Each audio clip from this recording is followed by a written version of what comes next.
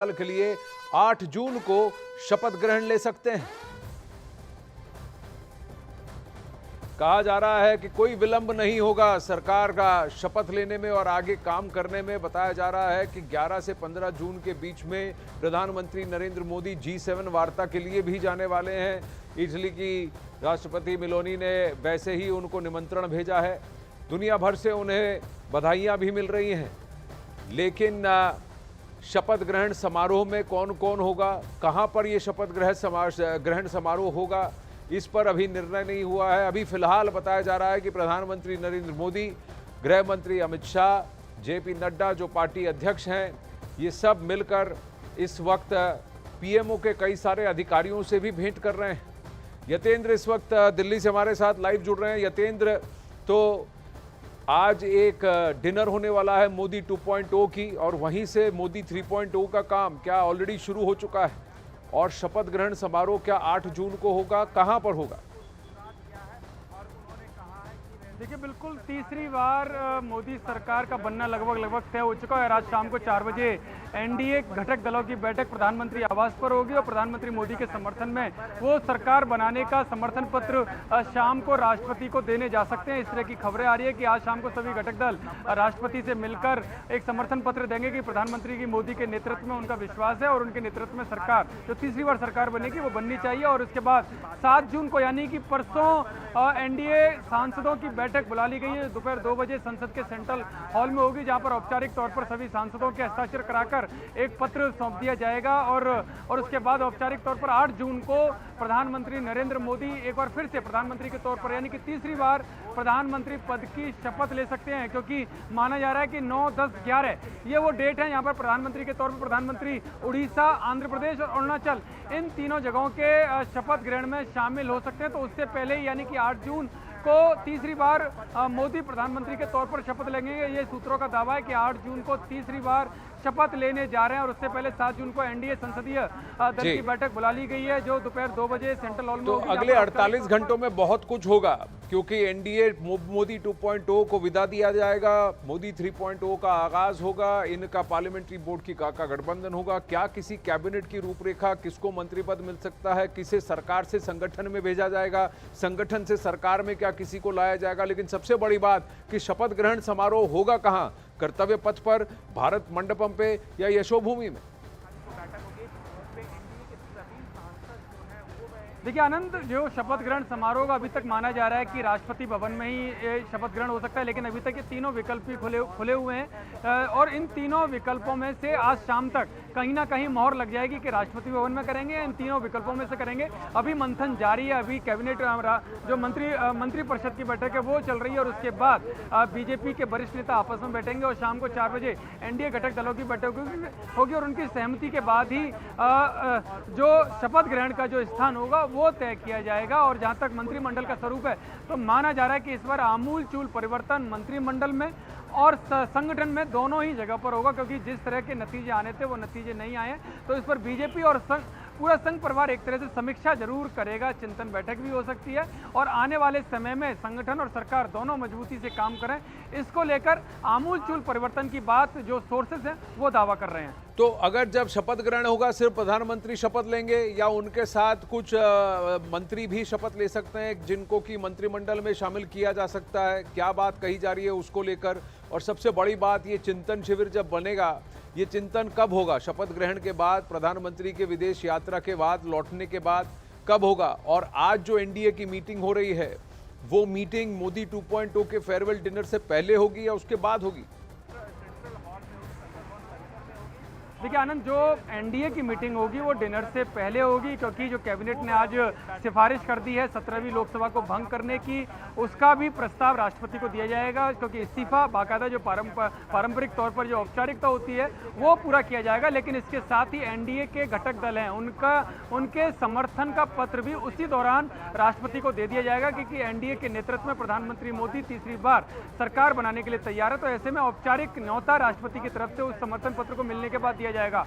जहाँ तक जो आप पूछ रहे हैं कि किस तरह का स्वरूप होगा या किस तरह की समीक्षा होगी, तो जाहिर है ये समीक्षा अभी ना करके जब सरकार का स्वरूप तय हो जाएगा उसके बाद ये समीक्षा होगी, तो जाहिर है कि जो विदेश यात्रा है उससे लौटने के बाद होगी। लेकिन ये जरूर माना जा रहा है कि जो मंत्रिमंडल होगा उसमें प्रधानमंत्री नरेंद्र मोदी के अलावा कुछ वरिष्ठ मंत्री भी शपथ लेंगे और इसके साथ ही जो सहयोगी दल हैं उनके भी कुछ नेता वरिष्ठ मंत्री कैबिनेट मंत्री के तौर पर या राज्य मंत्री के तौर पर शपथ लेंगे। यानी कि एक छोटा मंत्रिमंडल उस वक्त जरूर शपथ लेगा जब 8 जून को जो शपथ ग्रहण समारोह होगा, यानी कि अकेले प्रधानमंत्री मोदी शपथ नहीं लेंगे, वरिष्ठ नेता भी उसमें बीजेपी के भी होंगे, उसमें सहयोगी दलों के भी होंगे, वो भी यहाँ पर शपथ लेंगे। लेकिन क्योंकि पहली मीटिंग आज एनडीए की औपचारिक तौर पर होगी, क्योंकि बधाइयों का संदेशों का आदान प्रदान हुआ है, लेकिन वो फोन पर ही हुआ है। आज पहली बार रिजल्ट आने के बाद वो मिलेंगे, तब आगे की चीजें तय होंगी। यतेंद्र और अब अमित पांडे भी हमारे साथ जुड़ रहे हैं। एक बात कही जा रही है कि एन फैक्टर, बीजेपी तो है, अगर शरीर है तो दोनों एन, नीतीश और नायडू, ये दायां बायां हैं। अब कौन कितना मांगेगा और क्या मांगेगा और रुझान झुकान किसकी तरफ होगा? आनंद, आपने बिल्कुल सही कहा, एन फैक्टर, और ये एन फैक्टर कोई न्यू फैक्टर नहीं है। ये एन फैक्टर बहुत ही ओल्ड फैक्टर है। बहुत ही अनुभवी दोनों खिलाड़ी हैं और अब नए सहयोगी के रूप में बीजेपी के आए हैं जिन्होंने एनडीए की संरचना की है। तो आने वाले दिनों में 2 या 3 दिनों में जब हम इनकी ओर से मंत्री परिषद या फिर किसी भी डील की हम उम्मीद करेंगे तो ये डील बेहद पुख्ता होगी और ये ज़्यादा से ज़्यादा यही कोशिश करेंगे कि ये अपने शेयर में ज़्यादा चीज़ें ले। बहुत बड़ा काम करेगा ये एन फैक्टर। जहाँ तक चंद्रबाबू नायडू का सवाल है, हम आंध्र प्रदेश भवन में मौजूद हैं आनंद। चंद्रबाबू नायडू की पार्टी के 16 सांसद चुने गए हैं। 16 में से सिर्फ एक सांसद जो कि येरन नायडू के पुत्र हैं राम मोहन नायडू, वो 3 बार के सांसद हैं, बाकी सारे सांसद नए हैं।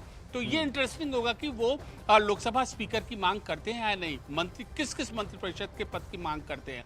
इसी तरीके से जेडीयू में भी हमें डील देखने को मिलेगी, वो क्या मांग करते हैं। और बाकी एलजेपी और शिवसेना शिंदे फैक्शन तो है ही जो अपनी अपनी तरफ से मांग करेगा। बेहद इंटरेस्टिंग चीज यहाँ पर आने वाले कुछ दिनों में होगी। आनंद, क्या मांग करेंगे, कैसे मांग करेंगे? शिंदे सेना क्या कैबिनेट में मंत्री पद की मांग करेगी, जबकि उन्होंने 15 में से 7 जीते हैं, जबकि उद्धव बाला साहब ठाकरे सेना ने तो 9 जीते हैं। स्ट्राइक रेट भले ही ये अपना क्लेम करें, लेकिन क्या मुंबई में जीत पाए, क्या वहां पर सेंध लगा पाए? अगर वहां नहीं सेंधमारी कर पाए तो फिर कैसे, किस मूले, क्या मुंह उठाकर कैसे मांगेंगे, क्या करेंगे? महाराष्ट्र की रूपरेखा क्या होगी? लेकिन उससे पहले एक 16 लेकर आ रहा है, दूसरा 12 लेकर आ रहा है। यतेंद्र, कौन कितना मांगने वाला है? स्पेशल स्टेटस की मांग चल रही है और वहां कांग्रेस की तरफ से जयराम रमेश ने जो साइऑप्स शुरू किया है चंद्रबाबू नायडू और नीतीश कुमार के खिलाफ, वो क्या प्रेशर में डालेगा एनडीए को?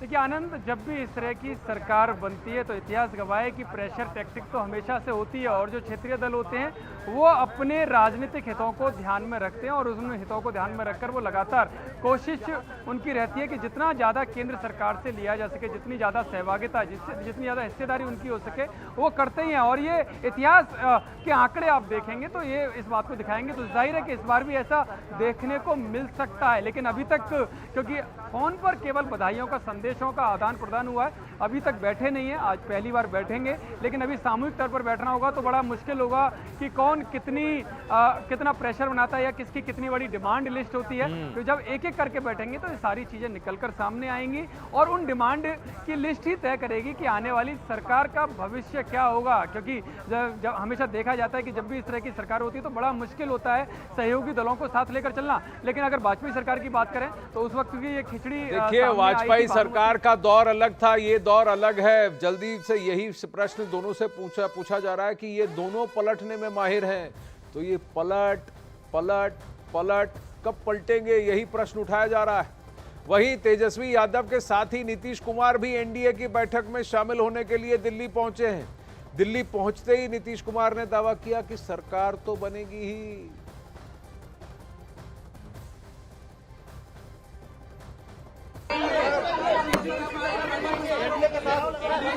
सरकार तो बनेगी ही, बनेगी। ये दोनों एन फैक्टर यतेंद्र और अमित, अगर कहा जाए, दोनों ने कहा सरकार एनडीए की बन रही है, हम इस वक्त एनडीए के साथ हैं।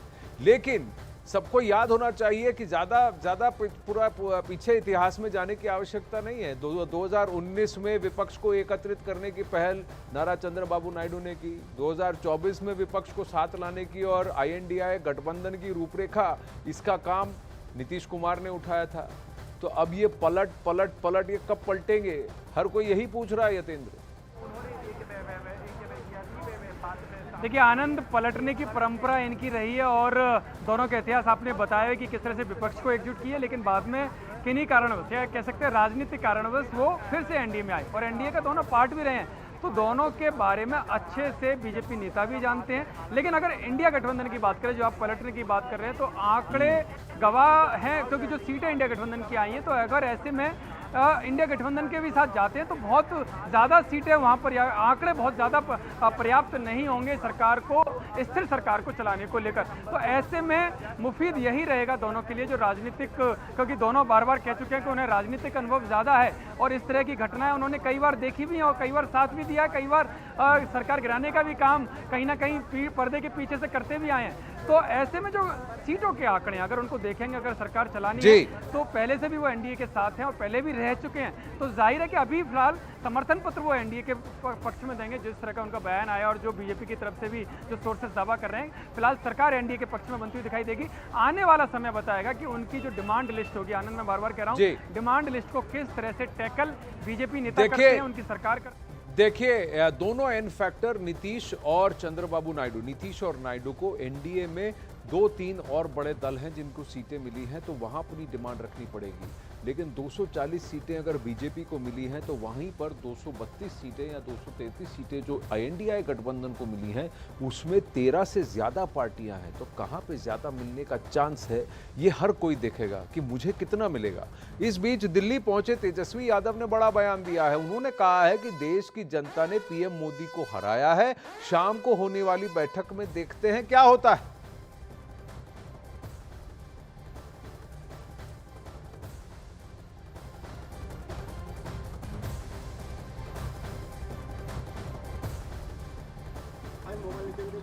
तो हम लोग सब लोग आज बैठक में यहाँ आए हैं।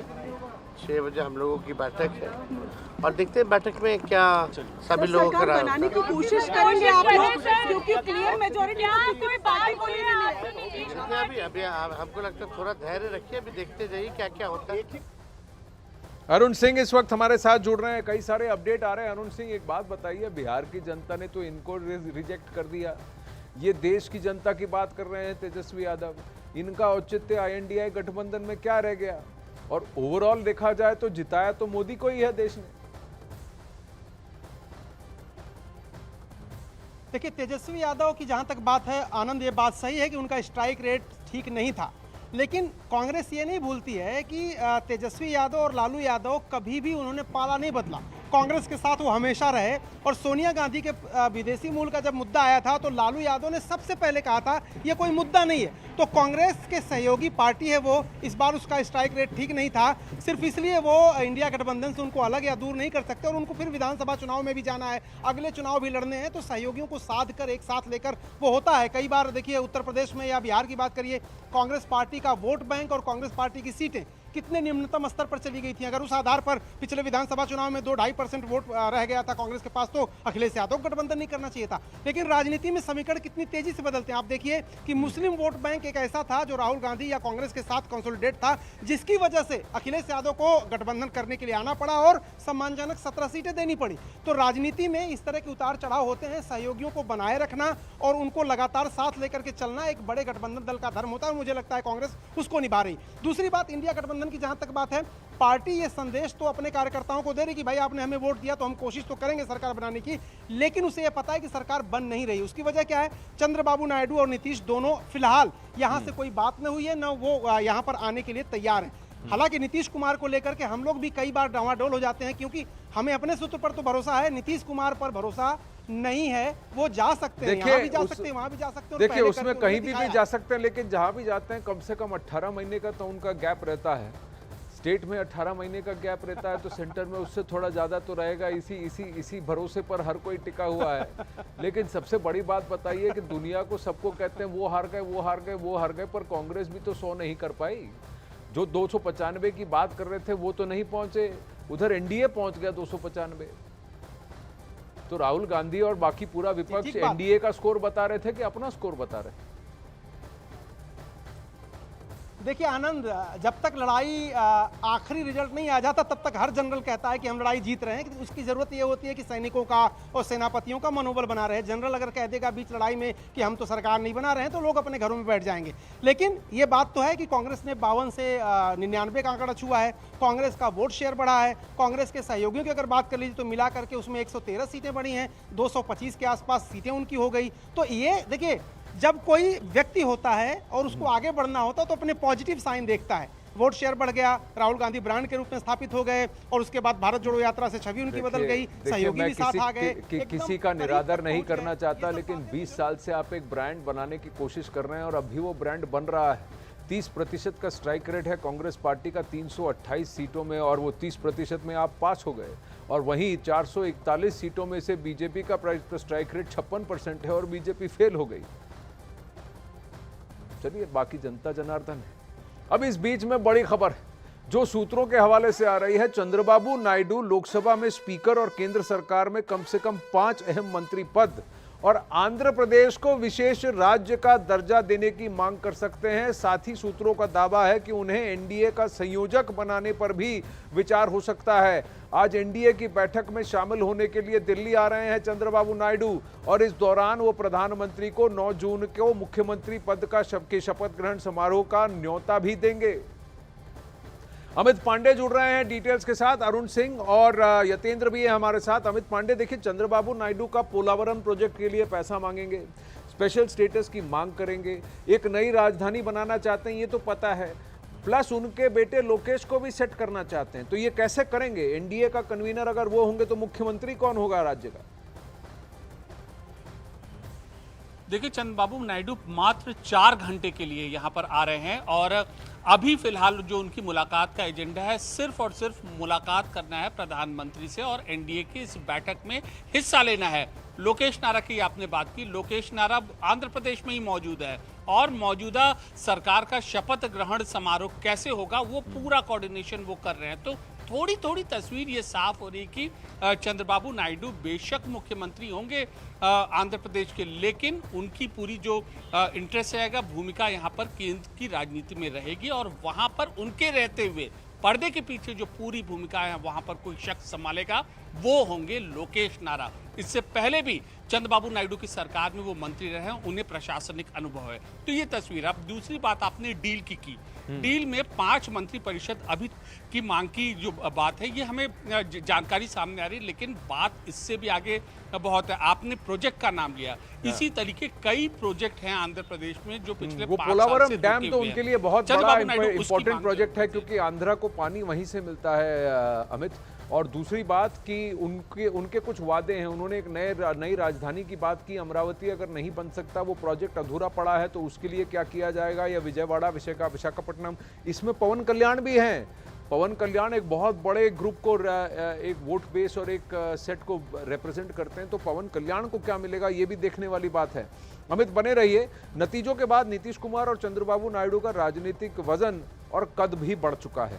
आंध्र प्रदेश में टीडीपी ने 16 सीटें जीती हैं, जबकि बिहार में नीतीश कुमार ने 12 सीटों पर जीत दर्ज की है। अभी ये दोनों ही पार्टियां एनडीए में शामिल है, लेकिन आईएनडीआई गठबंधन की भी नजर इन दोनों पार्टियों पर है। ये दोनों दल जिस गठबंधन के साथ होंगे वहां वो किंग मेकर की भूमिका में होंगे। किस्मत है, देखिए, जहां जाते हैं नीतीश बाबू, सरकार उन्हीं की वजह से बनती है, ये क्लेम करेंगे।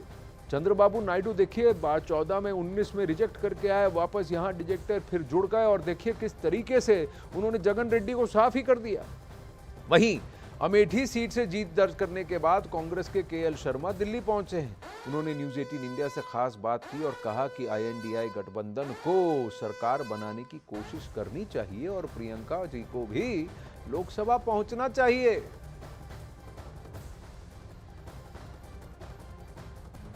किशोरीलाल शर्मा जी इस वक्त हमारे साथ मौजूद हैं। सर, स्मृति ईरानी को कल आपने हराया है, महत्वपूर्ण कद्दावर नेता बीजेपी की, इस जीत के बारे में सबसे पहले आपकी प्रतिक्रिया? नहीं, जीत तो ये जनता की जीत और गांधी परिवार की जीत है। मैं सदा ही बोल रहा हूँ, ये उनकी जीत है। हाँ। क्या मुद्दे आपको लगता है ऐसे रहे जो इफेक्टिव रहे स्मृति ईरानी के टेन्योर के बावजूद, जो वहाँ सिटिंग सांसद थी उनके बावजूद? नहीं, वहाँ पे हमने लोकल मुद्दे उठाए थोड़ा सा, जो उन्होंने मतलब बहुत चीज़ें ऐसी करी थी जो हम लोगों को लगता था कि ये मतलब ठीक नहीं बोल रही है वो, तो हमने वो चीज़ें भी जनता के बीच में लेके गए। प्रदर्शन अगर कहीं इंडिया अलायंस का तमाम रहा है और अब जो ये बातें सामने आ रही हैं, क्योंकि सिंगल पार्टी कोई नहीं है जिसको मेजॉरिटी मिली है, ऐसे में इंडिया अलायंस को भी सरकार बनाने की कोशिश करनी चाहिए। आप वाकिफ रखते हैं इस थॉट से, ऐसा करना चाहिए एक वर्कर के तौर पर?